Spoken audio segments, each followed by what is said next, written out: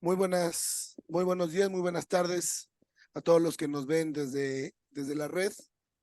El día de hoy estamos muy complacidos de tener al doctor Héctor Hernández Mendoza en el marco del segundo Congreso de Sistemas Mecatrónicos, Computacionales e Hídricos 2023. El doctor Héctor Hernández Mendoza nos va a hacer el honor de impartirnos una conferencia magistral con el título Puntos claves en la recolección y tratamiento de muestras ambientales, análisis elemental. Una breve semblanza del doctor Hernández es que egresó como químico farmacobiólogo de la Facultad de Ciencias Químicas de la Universidad Autónoma de San Luis Potosí. Posteriormente realizó sus estudios de maestría y de doctorado en química analítica en la Unidad Complutense de Madrid desde 2006 hasta 2010. Además de esto, realizó dos postdoctorados, uno en la Universidad de Cambridge y otro en la Universidad de Sevilla en 2011 y 2012. Actualmente, el doctor Hernández está adscrito a la Universidad Autónoma de San Luis Potosí, donde es profesor investigador en el Laboratorio de Agua y Monitoreo Ambiental. Bueno, aparte, en el Laboratorio de Agua y Monitoreo Ambiental. El, los trabajos más importantes del doctor Hernández se enfocan en el desarrollo de métodos analíticos con aplicación a compuestos inorgánicos. Y pues es, como siempre, un honor tener a personas tan preparadas que nos puedan impartir un poco de lo que ellos saben. Y agradecemos con mucho aprecio al doctor Héctor Hernández, al cual le cedo la palabra. Gracias, Héctor. Muchas gracias, Daniel. Antes de iniciar con la charla, me gustaría agradecer a la Universidad Metropolitana de México por el apoyo a la unidad Lerma, en especial al doctor Raimundo, que hace posible este tipo de colaboraciones desde hace muchos años. Ahora les voy a presentar en esta charla algunos puntos claves que hemos obtenido durante varios años después de hacer muchos análisis usando técnicas altamente sensibles, ya sea monoelemental o multielemental, y que en cierta manera el análisis elemental se cree que es sencillo y fácil desde el punto de vista de aquellos profesores, estudiantes que hacen muestreos ambientales, biológicos o desde el punto de vista cronológico, pues no es tan sencillo porque a la hora de tener esos resultados, pues hay sesgos en la incertidumbre de los resultados, y hay veces que no es culpa del equipo, del instrumento, de la técnica que están utilizando, sino es básicamente en el muestreo de las muestras obtenidas, ya sea en el ambiente o en una campaña de muestreo biológico o de bioindicadores, ¿no? Entonces, es bien importante estos puntos claves porque en realidad hay veces que la investigación que uno espera o los resultados que uno espera no son tan buenos y no sabemos por qué. Bueno, hay un montón de libros que hablan de técnicas, de métodos, de muestreo y preparación de la muestra. Ciertamente un químico analítico, yo sé que hablo en el campo de la química, pero también de la hidrología, de los geólogos, de los ambientalistas. Si no sabemos hacer muestreos correctos y no sabemos hacer una preparación de muestra adecuada, pues es muy difícil obtener resultados adecuados, o sea, que no tengamos o que tengamos la certeza de saber que esos resultados son confiables. Entonces, aquí les presento algunos libros. Por ahí dicen los grandes investigadores en química analítica, muestra disuelta, muestra resuelta. Y efectivamente es cierto ese dicho, ¿no? Para aspectos generales de un análisis elemental, debemos de, tener en cuenta el muestreo. El muestreo es la recolección de las muestras, la homogeneidad de las muestras, es decir, si la homogeneidad se refiere también al tamaño de la muestra, si es representativo o no. Por ejemplo, en suelos hay muchos métodos de poder extraer suelos o recoleccionar suelos o muestrear diferentes tierras o en su caso agua, dependiendo del punto de vista, si son aguas residuales, aguas superficiales o aguas subterráneas. Hay un montón de formas de cómo hacer un muestreo homogéneo y también, como les he dicho, hay ya metodologías muy bien establecidas. Entonces, en este caso, este es un círculo vicioso bastante grande, que no podemos hablar de muestreo sin tamaño de la muestra y sin tampoco de homogeneidad. En el caso de ya un proceso de tratamiento de la muestra, debemos de conocer qué vamos a medir, o sea, los analitos, el analito que nosotros vamos a medir aquí, ¿no? Y también el método que queremos determinar. O sea, qué tipo de concentraciones estamos tratando de analizar y si ese método o esa técnica nos permite poder determinar ese analito en concentraciones exactas o de precisión. Entonces, el análisis básicamente se enfoca a estas dos variantes, desde uno, que es la recolección de la muestra, que muchas veces perdemos y hacemos caso omiso que la muestra es representativa cuando no le es representativa, y después mandamos al laboratorio esa muestra no representativa y queremos buenos resultados.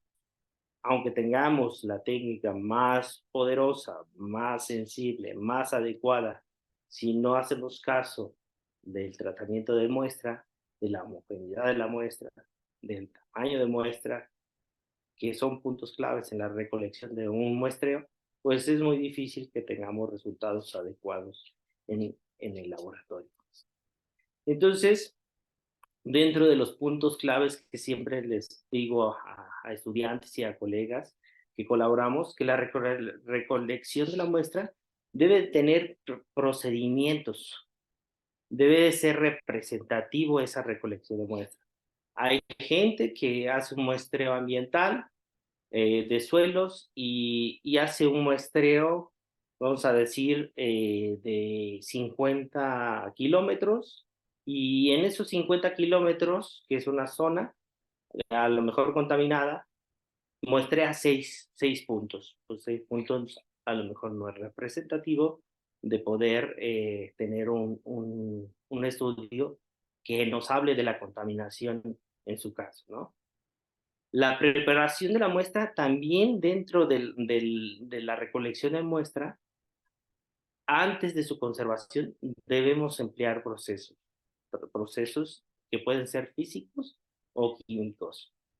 Físicos, por ejemplo, en el caso de poder tener una mezcla en un sedimento o poder hacer una perforación para obtener segmentos de profundidad, o podría ser en el caso de químicos, cuando nosotros queremos conservar una muestra, que nuestros elementos no tengan una transformación o una pérdida dentro de su transporte y dentro de su conservación.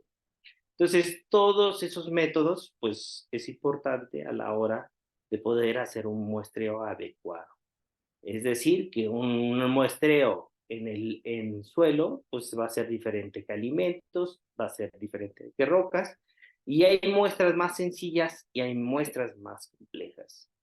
Es decir, no todas las muestras llevan su tratamiento igual, sino que hay puntos claves donde esa muestra se puede perfeccionar y se puede obtener buenos resultados.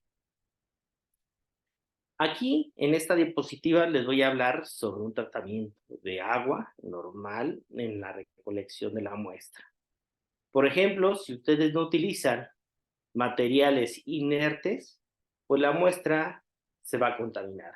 Es decir, si utilizan plásticos y no se lleva un tratamiento de limpieza previo, pues es posible, si ustedes quieren determinar elementos ultratraza como tierras raras o elementos tóxicos como mercurio, arsénico o en su caso cadmio, por ejemplo, pues van a tener esas contaminaciones como tal. Entonces, el utilizar materiales inertes que no reaccionen hacia nuestra muestra, pues nos permite.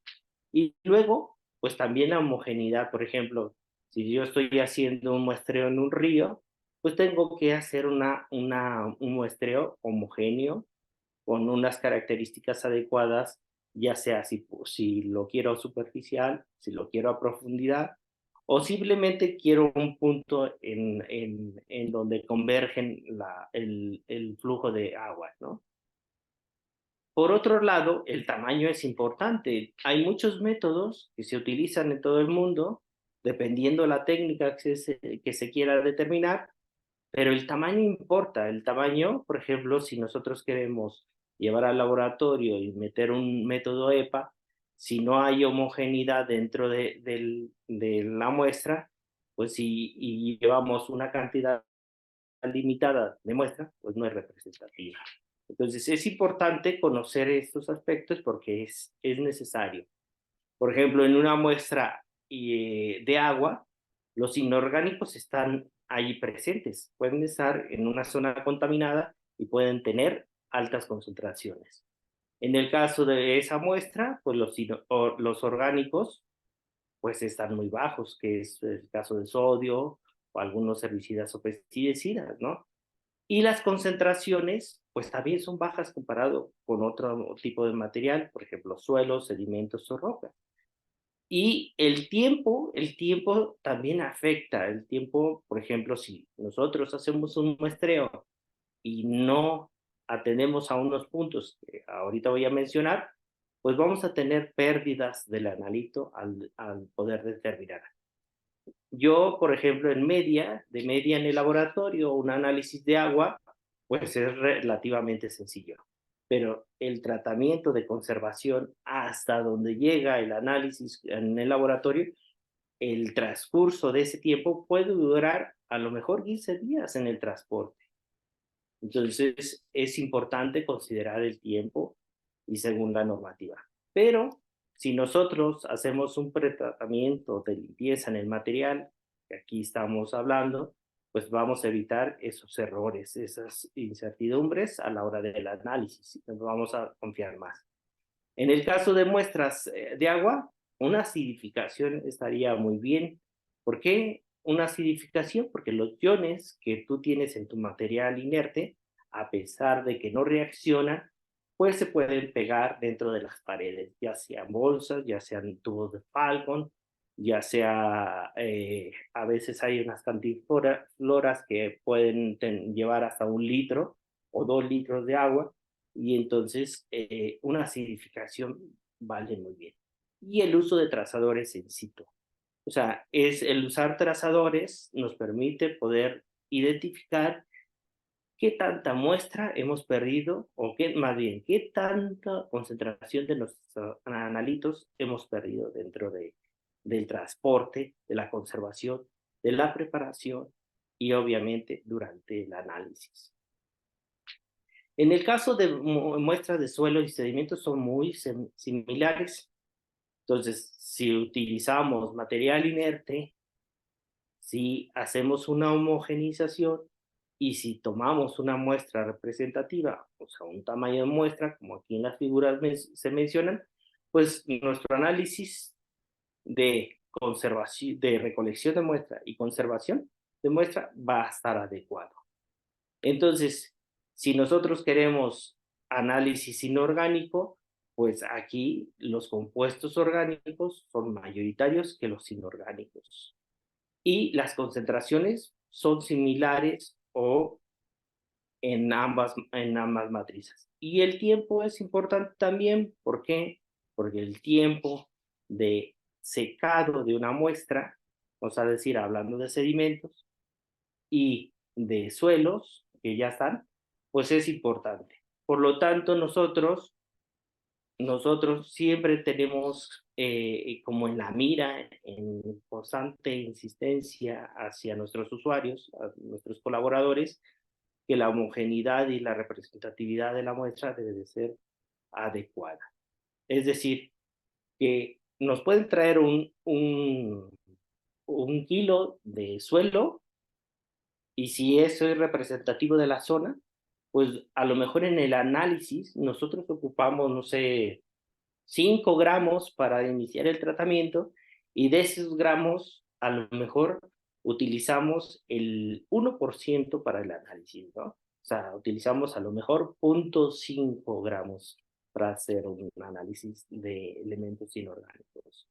Y pues es clave el tratamiento. El tratamiento es clave en este tipo de muestras para poder conservarlas. Entonces, el tratamiento básicamente se hace en procesos de secado, o sea, en sedimentos o en suelo. Luego hacemos un proceso de tamizado y posteriormente un proceso de calcinación. ¿Qué conlleva esto? Pues bueno, antes del proceso de tamizado hay algo muy esencial que nosotros hacemos dentro del laboratorio y que nos ha dado éxitos importantes, que cuando analizamos réplicas de elementos o réplicas de medidas en algún elemento, tenemos alrededor de, en errores estadísticos, en términos de desviación estándar, menos del 5%. Es decir, nosotros agarramos una muestra y de allí sacamos 5 duplicados, 3 duplicados, y ese error estadístico es menor al 5%. Entonces, esto sucede igual que en rocas. Hacemos todo este proceso donde las concentraciones en rocas son mucho mayores y dependiendo de qué tipo de rocas, ¿no? Entonces, el punto clave en estos tratamientos es que utilizamos molino de bolas. ¿En qué consiste? Pues en poder tener un impacto de la bola metálica de acero inoxidable con la roca, con el sedimento previamente secado y con el suelo. Entonces, eso nos permite tener una homogeneidad de la muestra y poder tratar con cantidades grandes de suelo, sedimento o roca. Cuando se utiliza esto, pues bueno, nosotros hacemos una calcinación, un mufleo, durante más o menos 3 horas, donde la muestra se destruye totalmente los compuestos orgánicos y ahora sí podemos atacar la muestra, atacar mediante procesos de digestión ácida. Entonces es bien importante conocer desde el punto de vista de nuestros analitos. No todos los analitos desde el punto de vista inorgánico tienen las mismas concentraciones. En esta gráfica podemos ver elementos mayores, elementos pues medianos que hay en abundancia en la naturaleza y elementos extremadamente raros. Es decir, que aquí estamos hablando de miligramos por gramo, vamos a decirlo, y en estos elementos bajos estamos hablando de um, una parte por millón, algo así, para que se den una idea. Es decir, del orden de nanogramos o subnanogramos, gramo. Esa es una idea. Entonces, dependiendo del tipo de análisis, nosotros debemos de conocer qué quiero yo analizar en el laboratorio. Y teniendo el background que se ha mencionado, pues podemos seleccionar técnicas monoelementales, técnicas multielementales, técnicas destructivas o no destructivas y técnicas que nos ofrecen las tres, pero con una alta sensibilidad. dependiendo de nuestras necesidades. Entonces, una técnica monoelemental es como la espectroscopía de absorción atómica, que se utiliza mucho y que tiene una cierta sensibilidad. Una técnica multielemental, podemos hablar de difracción de rayos X, que es una técnica no destructiva, o una técnica como la espectrometría de masas de fuente acoplado inductivamente, que es una muestra destructiva. Todas tienen alguna ventaja sobre ellas, ¿no? No podemos comparar, dependiendo de lo que se quiera, si es una muestra única, pues imagínate, si yo la meto a una técnica destructiva, pues pierdo la muestra, ¿no? Entonces es importante conocer perfectamente qué es lo que quiero. Entonces, nosotros, otra punto fuerte que tenemos dentro de los análisis es que nosotros utilizamos materiales de referencia certificados, ¿no?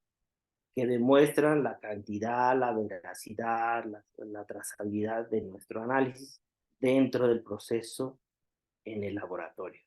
Y entonces, pues hay muchas casas o muchas instituciones que venden esos materiales de referencia certificados. En nuestro caso, pues nosotros conocemos perfectamente nuestro centro de referencia en México, que es el Centro Nacional de Meteorología, que básicamente nos vende o aplicamos algunas pruebas de actitud para obtener materiales de referencia. Entonces, nosotros en general hacemos análisis inorgánico usando técnicas sensibles, que es una técnica destructiva multielemental. ¿Y por qué utilizamos esa técnica? Nosotros utilizamos porque nos permite conocer una gran cantidad de elementos en diferentes concentraciones, demasiadas concentraciones. Y podemos hacer un análisis total o un análisis parcial.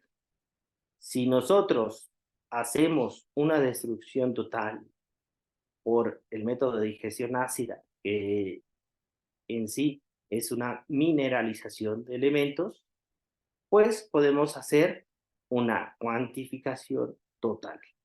Si nosotros hacemos una predigestión para poder disolver algunos elementos, en el caso del suelo, pues entonces tendremos que tener un análisis parcial, cuantitativo.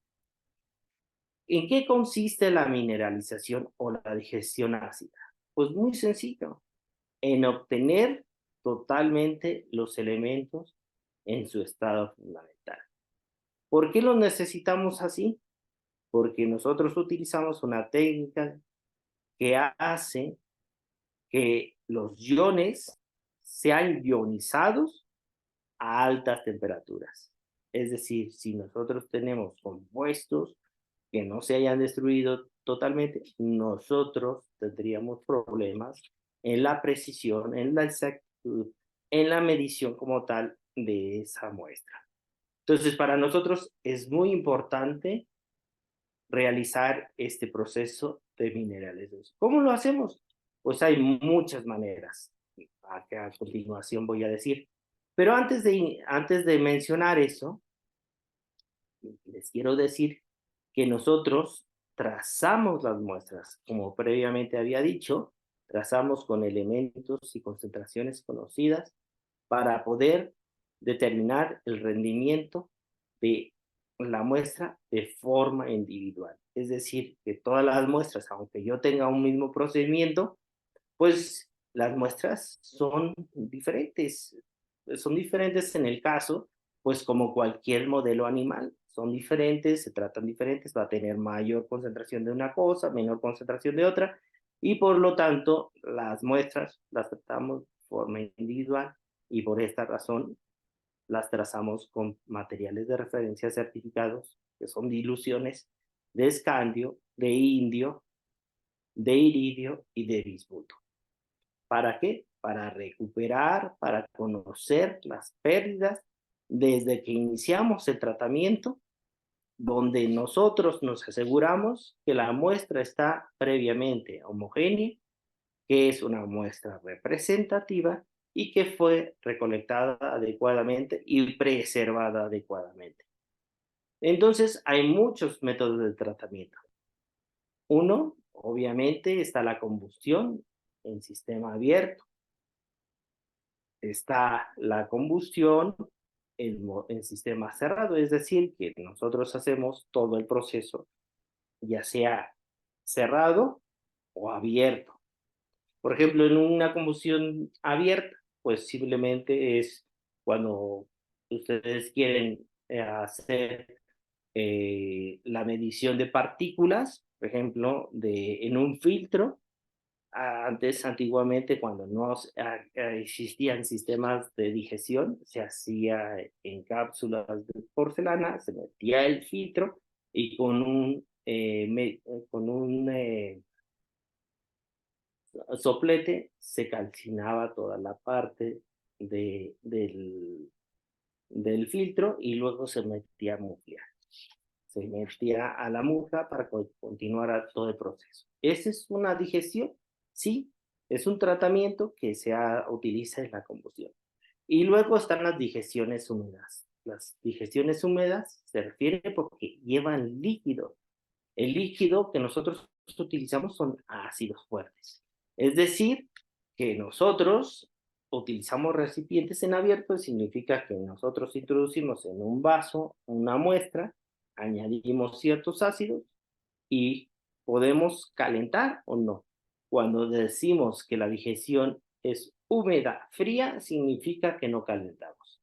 Cuando decimos que la digestión es húmeda, caliente, significa que se lleva un proceso de digestión ácida en caliente. Y podemos hacer de tres maneras: abierto, cerrado y en flujo. Un claro ejemplo, por ejemplo, de cerrado, se refiere al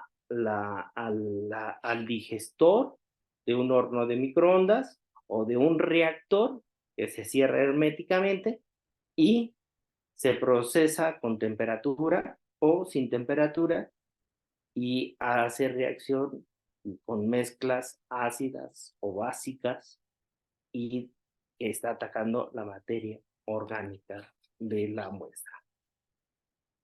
Por ejemplo, en este artículo, que es de Surech, pues nos habla de un montón de cosas, pero lo más importante es el énfasis que le da a la muestra, al peso, al reactivo que se utiliza, al volumen, a la temperatura, al tiempo de digestión o de proceso de tratamiento y al analito. Entonces, ¿qué vemos aquí? En esta tabla vemos diferentes matrices: yogur, biodiesel, agua, pescado, plantas, etc.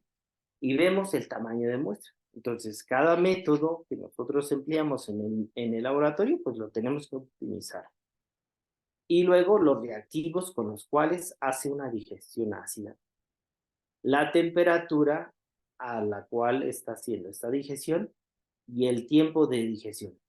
Esta tabla se hace en recipientes abiertos. Es una digestión húmeda abierta.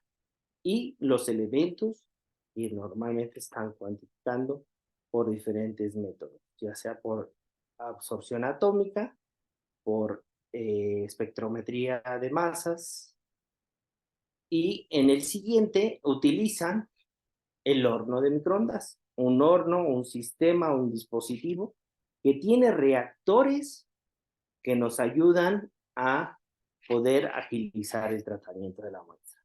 Entonces, utilizan potencia, una potencia que induce una energía y el tiempo de digestión de la muestra.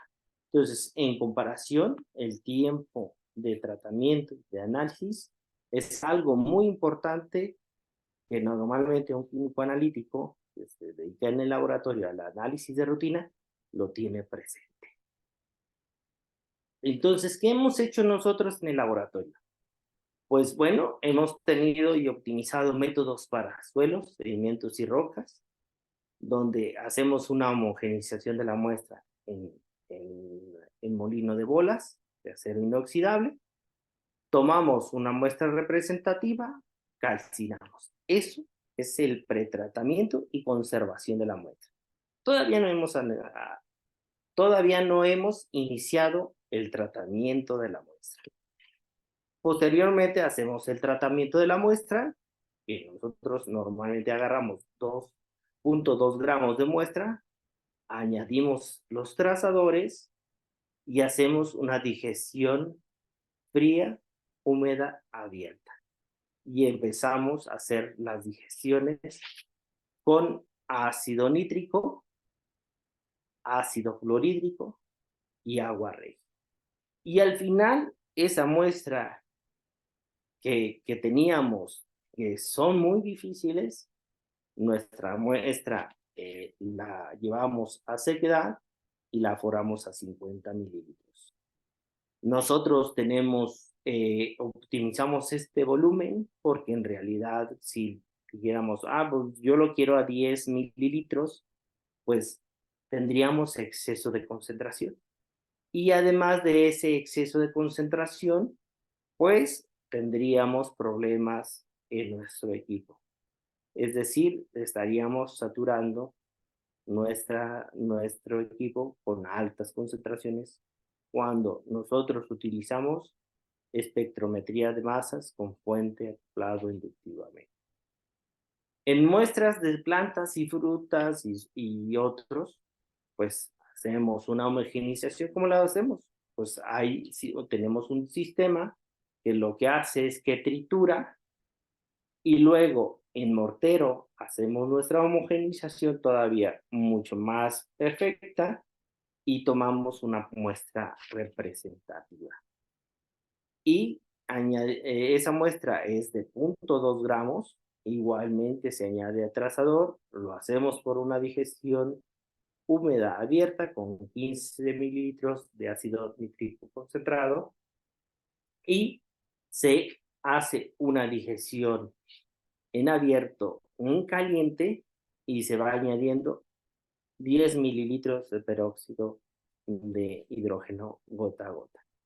En el caso que la muestra tenga contenido de sílices, es decir, que las raíces, estoy por ello, porque las raíces normalmente, aunque las lavemos previamente muy bien, las unifiquemos, pues no quedan muy bien y hay incrustaciones de sílice dentro de la raíz. Y por eso a veces utilizamos clorhídrico o fluorhídrico. Y estas muestras también las llevamos a 50 mililitros.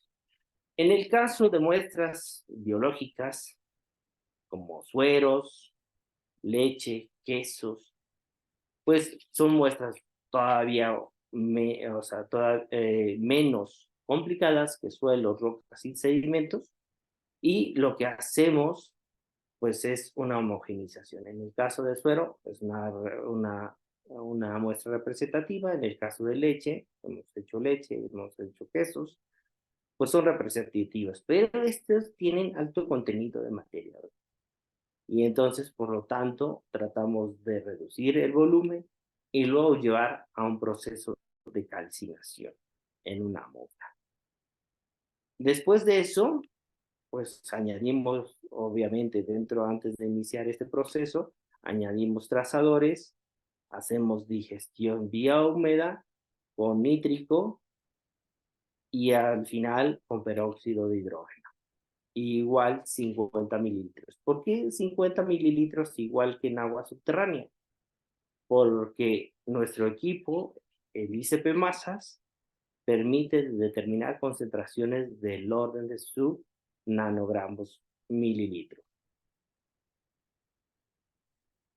Antes de iniciar con la técnica que nosotros utilizamos en el laboratorio, pues quiero decirles que esto ya inició desde que se tenía precisión de una medida o de un análisis. Y se puede hablar de unos métodos clásicos, donde es un análisis cualitativo, ya se había, y podemos mencionar pues análisis gravimétrico, análisis volumétrico, análisis de potencial red, y esos datan desde hace casi y más de 500 años, ¿no?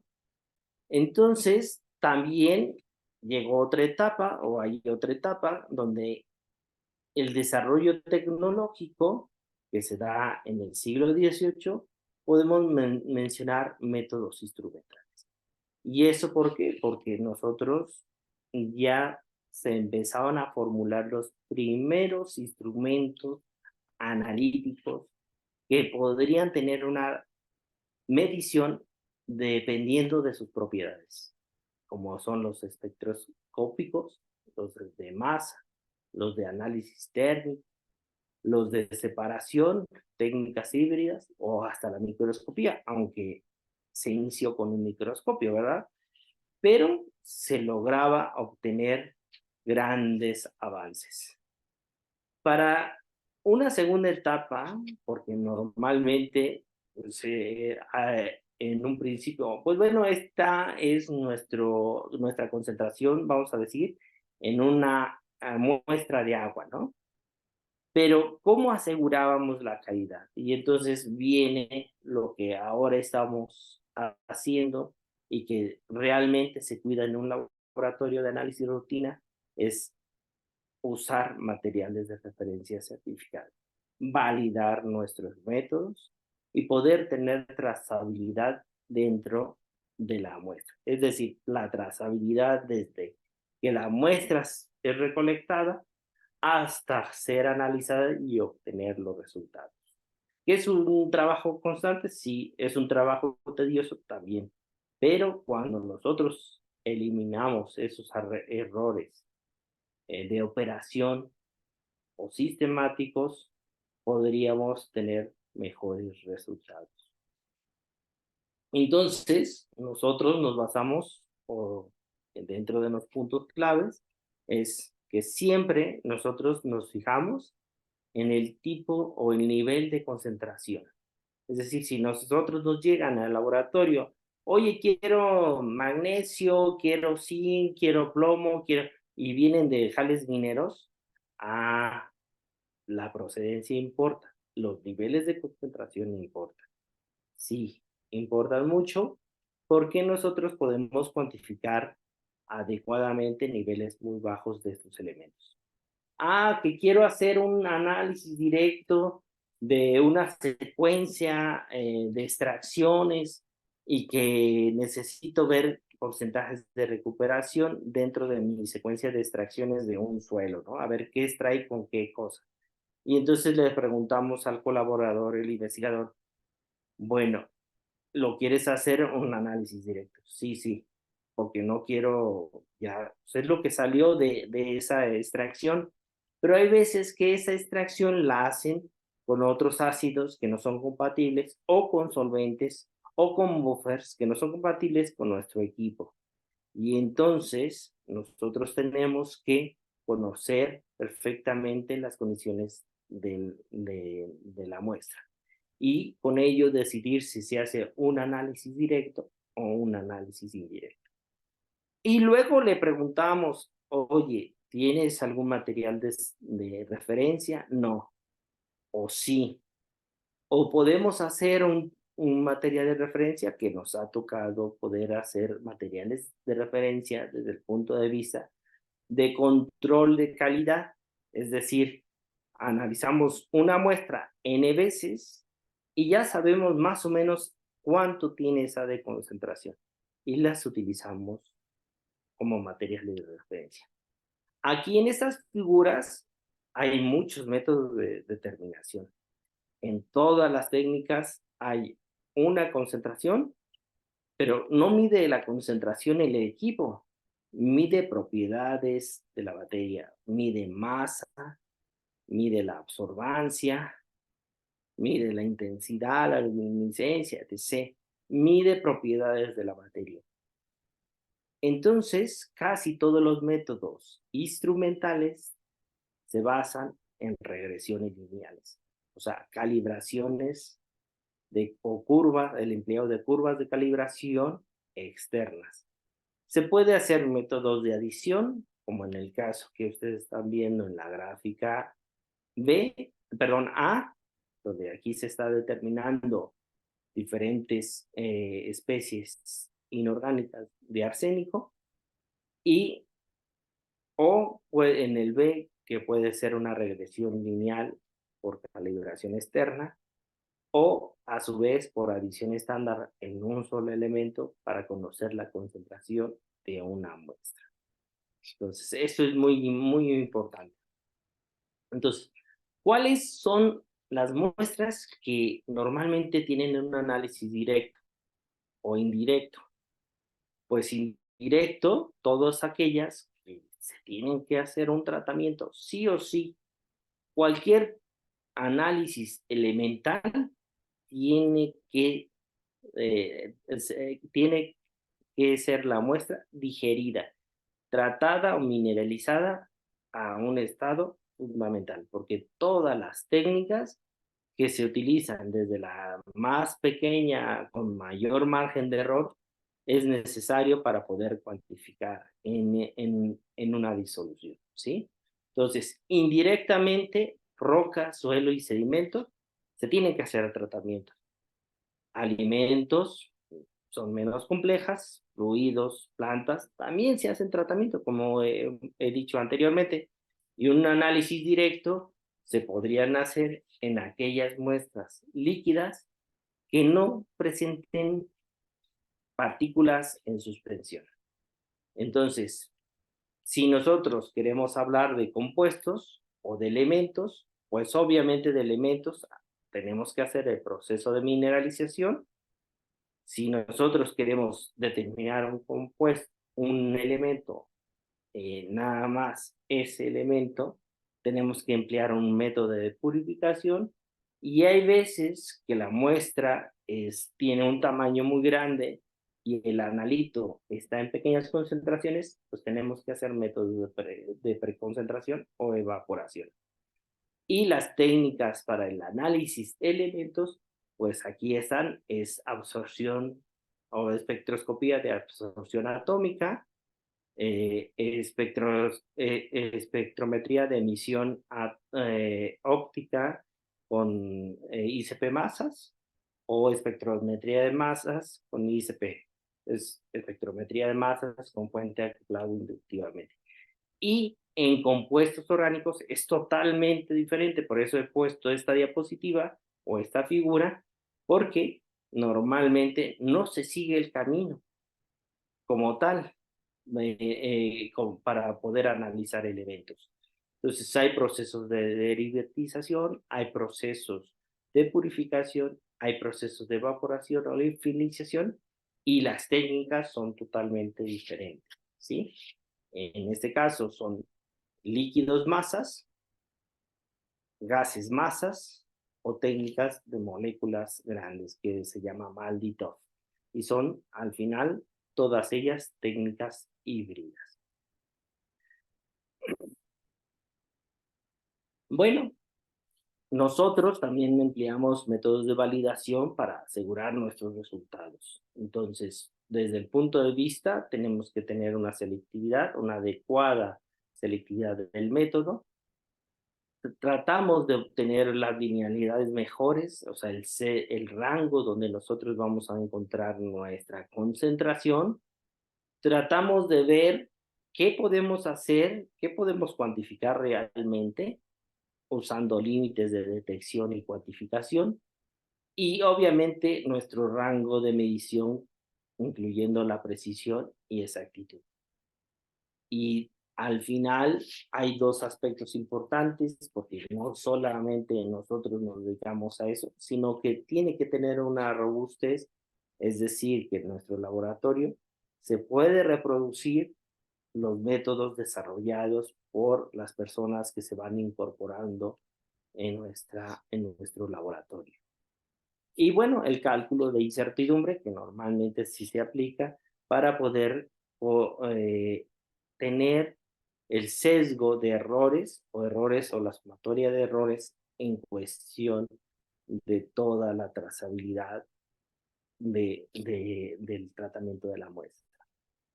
Este es el ICP masas que nosotros utilizamos, y lo utilizamos para determinar ahora matrices, yo les digo matrices, de 65 elementos, o sea, casi toda la tabla periódica.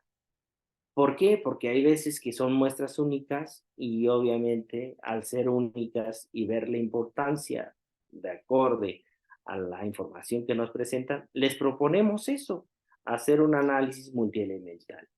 Cuando la muestra es esporádica, no es representativa y se busca algo muy específico, pues le damos opción que él quiere al investigador, estudiante, para poder analizar exclusivamente lo que él quiere. Entonces, nuestro equipo es una técnica altamente sensible, el ICP masas, que tiene que tener una secuencia bastante grande para poder medir. Dentro de ellos está la calibración del equipo, la sintonización, la introducción de la muestra, que no voy a hablar nada, la lectura de la muestra y la emisión de los resultados. Y aquí, como ven, son un montón de variables que tiene que pasar para poder asegurar la calidad de la medida. Pero imagínense, aunque yo tenga un equipo altamente sensible que me ofrece resultados confiables, si nosotros no tenemos la habilidad en el tratamiento de la muestra, en la homogenización, en la recolección, en la preservación de la muestra, pues muy difícil vamos a tener resultados confiables. Aquí les muestro nuestros patrones, cuán buenos son unas regresiones lineales pues perfectas, se podrían decir, y los límites de detección que son súper bajitos. Aquí estamos hablando de 6 femtogramos mililitro. En el caso de escandio, es 0.006 nanogramos mililitro. En el caso de iridio, es 0.002 comparado con indio y bismuto.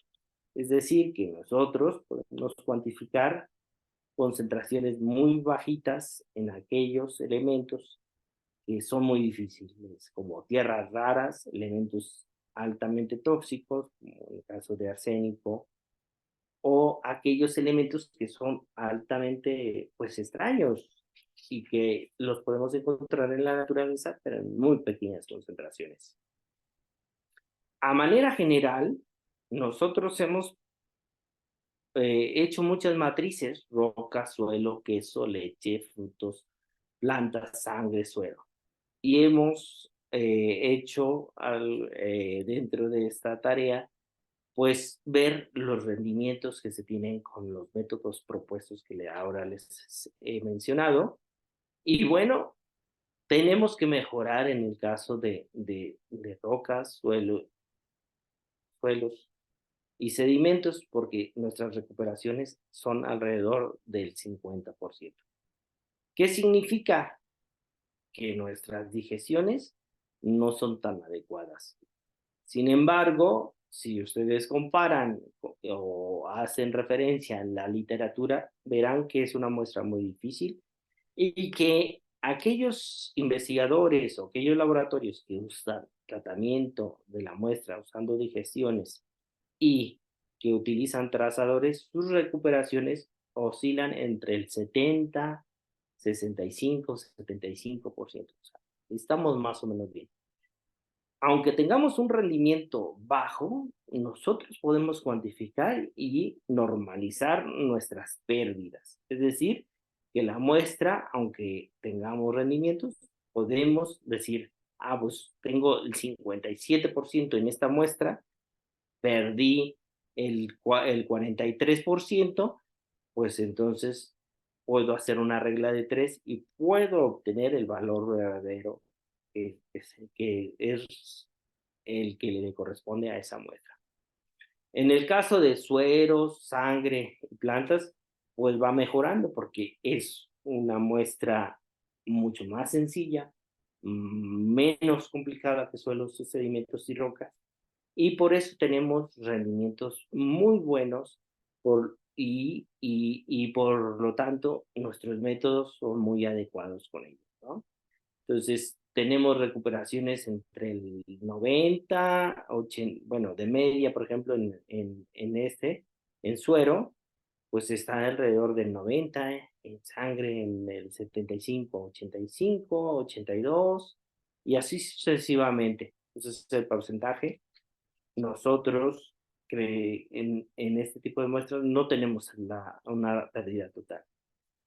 Y como caso relevante, si no usan patrones dentro de la preparación de la muestra, pero más bien dentro de su recolección de su muestra, cuando inicien su tratamiento, pues van a tener pérdidas que pueden ser tan graves o no, pero en realidad hemos tenido casos donde hemos cuantificado arsénico, no sé, que tiene 3 veces más alto que la norma oficial y que por no acidificarlas, pues está en la norma, está dentro de la norma.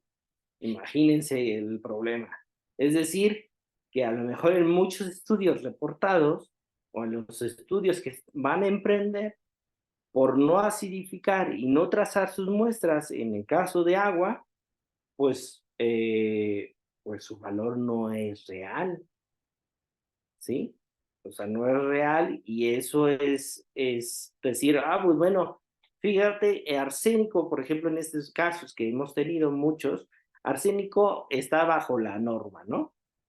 Pero ya al hacer y volver a hacer el muestreo correctamente, pues resulta que puede superar los dos órdenes de magnitud, un orden de magnitud del límite permisible. Es decir, si es 10, 20, ¿no?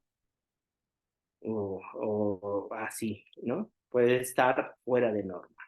Entonces, como conclusión, los resultados de nuestras muestras, sedimentos, son mucho más complejas, tenemos que mejorar.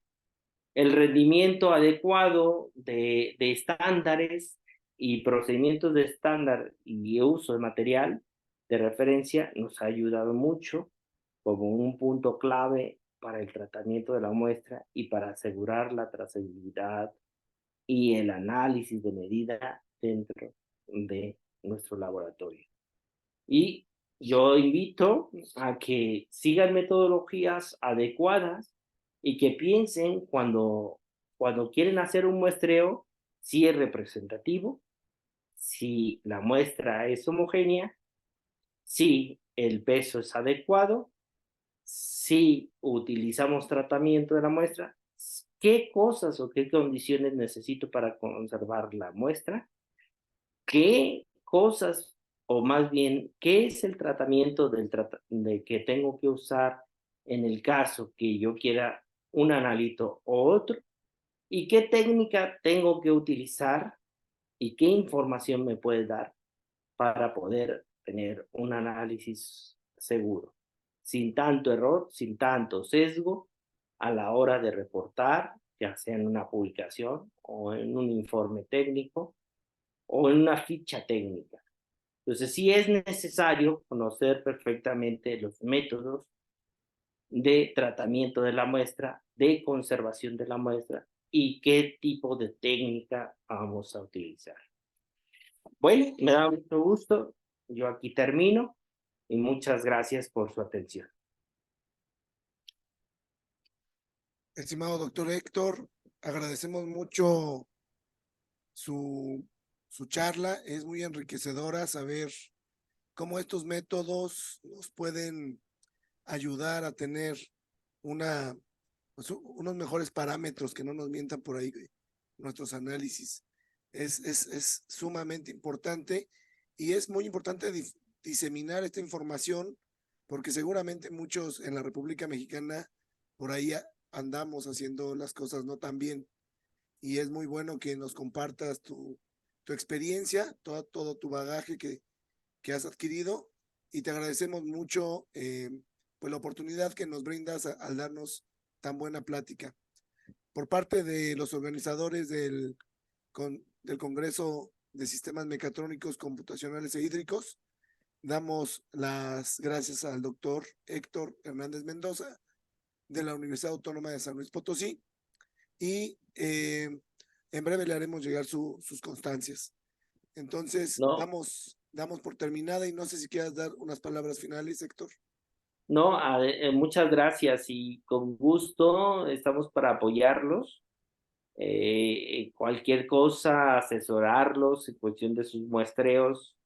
Es importantísimo tener claro estos pasos porque así podemos obtener unos resultados fenomenales, excelentes, irrefutables, se podría decir. Y con la mano en la cintura, estos son los que dieron, estos son los que, que estamos reportando porque se tomó en cuenta esto. Y solamente así se pueden hacer grandes cosas en cuestión de evidenciar a veces contaminaciones antropogénicas. Perfecto. Pues muchas gracias, Héctor. Damos por terminada esta charla y les recordamos que también hay otras conferencias en el marco del Congreso. Las podrían encontrar en el canal de YouTube. Muchas gracias, Héctor. Hasta luego, Gracias a amigos. ustedes, gracias. Hasta luego.